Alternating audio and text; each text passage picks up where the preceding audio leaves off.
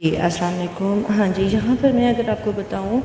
تو ایک mission worker کے طور پر رمضان المبارک کا مہینہ جو ہمیں عطا ہوا،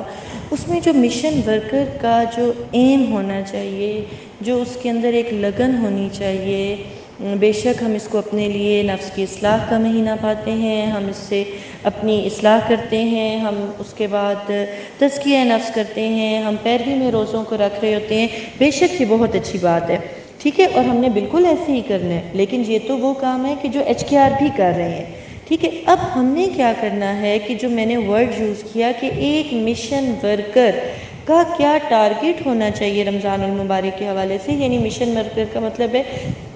کہ وہ لوگ جو اللہ کی راہ پر کام کر رہے ہیں، لوگوں کو اللہ کا راستہ دکھا رہے ہیں، امت کی بھلائی کا کام کر رہے ہیں، ان کا کیا ایم ہونا چاہیے، ان کا کیا ٹارگٹ ہونا چاہیے۔ تو اس حوالے سے میں اگر آپ کو بتاؤں کہ جیسے یہ رحمتوں کا اشرا، مغفرت کا اشرا، دوزخ کی آگ سے نجات کا اشرا، تو اگر ہم دیکھیں ایک مشن ورکر کے طور پر، تو ہم جو ٹارگٹس اپنے سال بھر میں لے کے چل رہے ہوتے ہیں، وہ اللہ نے پورے اس ایک مہینے میں جمع کر دیے ہیں۔ رحمت کا اشرا، ٹھیک ہے، اللہ سے خوب لوٹنے کا اشرا، اللہ سے اپنی منوانے کا اشرا، چاہے وہ ہماری دنیا کی خواہشات ہیں، چاہے وہ ہماری دین کی ہیں، جو ہم لوگوں کے لیے مانگ رہے ہوتے ہیں، جو ہم لوگوں کو جس کے لیے اللہ کا یقین دلا رہے ہوتے ہیں کہ دیکھو تم اللہ سے مانگو وہ تو دینے والا ہے، تم اللہ کے آگے فریاد کرو وہ تو عطا کرنے والا ہے، وہ تو خالی لوٹانے والا نہیں ہے۔ اب ایک مشن ورکر کے طور پر اس رحمت کے عشرے میں اللہ کی رحمت کو بار بار پکار کر جو رکے ہوئے کام ہیں وہ بھی کروانا، جو کسی کے رزق کے مسئلے ہیں، کسی کے اولاد کے مسئلے ہیں، کسی کے رشتوں کے مسئلے ہیں، وہ کچھ بھی چل رہا ہے تو اس کے لیے کام کرنا اور اس کے لیے دعائیں کرنا، خود بھی اور اپنے ساتھ والوں کو بھی موٹیویٹ کرنا، ٹھیک ہے۔ تبھی آپ کو افطار سے پہلے کی دعا کا بھی کہا جاتا ہے، آپ کو کوئی نہ کوئی خاص دعا بھی بھیجی جا رہی ہے کہ بالخصوص آج اس چیز کے لیے دعا کریں۔ تو وہ ایک مشن ورکر کے طور پر تمام امت کے لیے، اور بالخصوص وہ لوگ جو آپ سے منسلک ہوتے ہیں، اور بالخصوص اس لیے کہا کیونکہ ان کا جو راستہ ہے وہ اللہ تعالیٰ نے آپ کے ذریعے سے رکھا ہوا ہے، تو بالخصوص ان لوگوں کے لیے دعائیں کرنا، ان کی پریشانیوں کو دور کرنے کے لیے۔ تو یہ ایک پوائنٹ ہو گیا۔ دوسرا پوائنٹ یہاں پر یہ ہے کہ ہم لوگ یہاں پر یہ دیکھیں کہ اب جو آ گیا اللہ سے دوسرا اشرا آتا ہے، مغفرت کا اشرا ہے، دوزخ کی آگ سے نجات کا اشرا ہے آگے۔ اب وہاں پر وہ جو ہم سب کے لیے رو رو کے دعائیں کر رہے ہوتے ہیں، ہم محفلوں میں، ہم اپنی دعاؤں میں، ہم اپنی تنہائیوں میں،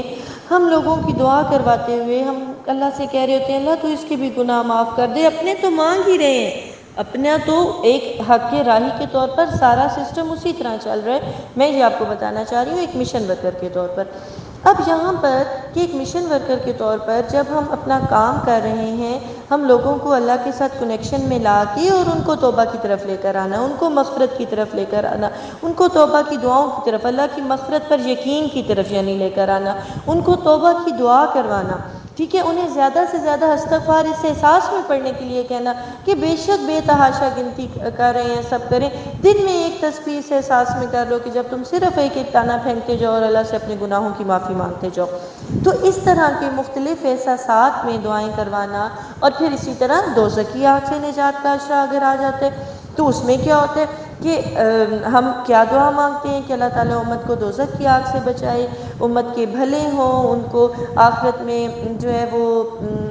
کسی مشکل کا سامنا نہ کرنا پڑے، شرمندگی کا سامنا نہ کرنا پڑے، دوزخ کی طرف کا رخ اللہ نہ کرے کسی بھی ایک امتی کو لے کے جایا جائے۔ تو اب یہ احساسات اپنے اندر اتار کر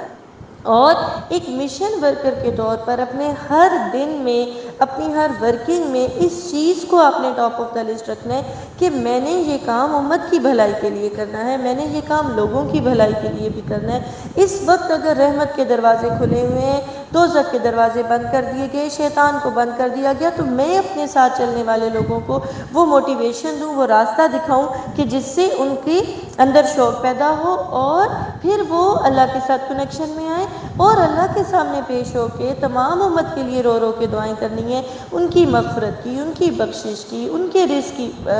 کشادگی کی، ان کی جو بے اولاد ہیں ان کے لیے، جن کی اولاد ہے ان کے لیے، جن کے رشتے نہیں ہو رہے ان کے لیے، جن کی شادیوں میں رکاوٹیں ہیں ان کے لیے، جن کی رزق میں رکاوٹیں ہیں ان کے لیے، جو حق کی راہ پر رکاوٹیں ہیں ان کے لیے۔ اپنے لیے تو مانگنی ہی ہے، اس کو نہیں بھول جانا، یا اس کو مکس اپ نہیں کر جانا، اپنے لیے تو مانگنی ہی ہے، ہیں، لیکن اس وقت پوائنٹ ڈسکس ہو رہا ہے کہ ایک مشن ورکر، حق کی راہ پر لوگوں کو چلانے والا ورکر، امت کی بھلائی کا کام کرنے والا ورکر، وہ کیسے اللہ کے سامنے پیش ہوگا، دعائیں کرے گا، مغفرت مانگے گا، امت کے لیے رو رو کے دعائیں کرے گا، کسی فرقے کی تفریق میں نہیں پڑنا، کسی تیرے میرے کے چکر میں نہیں پڑنا، سب کے لیے بھلا، سب کے لیے خیر، سب کے لیے مغفرت، سب کے لیے بخشش، سب کے لیے دوزخ کی آگ سے نجات۔ اب ہم جو مانگیں گے سال بھر کا مانگنا، بے شک کہ اس وقت ہمارا مانگا ہوا کوئی ایک دفعہ اتنا سچا ہو کہ اللہ کو وہ پسند آئے، لیکن